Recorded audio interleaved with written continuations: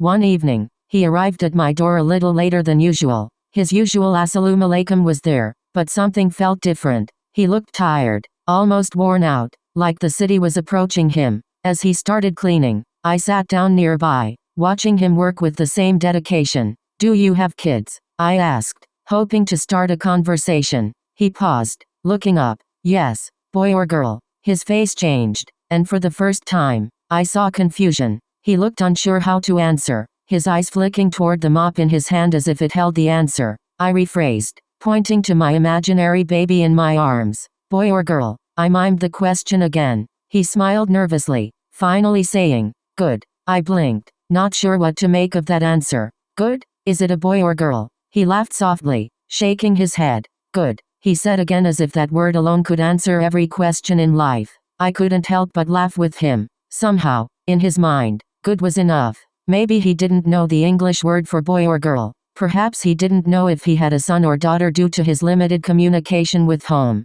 The language barrier had created a fog over his family, and the thought struck me as funny and heartbreaking. By the time he finished cleaning, I paid him, as I always did, and he gave me the same look of deep gratitude. He held the money like it was something sacred. This was his first job in the US, his first real paycheck. "Good," he said with a smile, his eyes filled with relief. He wasn't just surviving here, he was beginning to thrive, slowly, in his way. It didn't matter that he only had 5 words. With those words, he was carving out a new life in a city that often demanded more than survival. Before he left, I said, "You're doing great." He nodded, the same warm smile on his face. "Good," he replied, and in that moment, good was enough.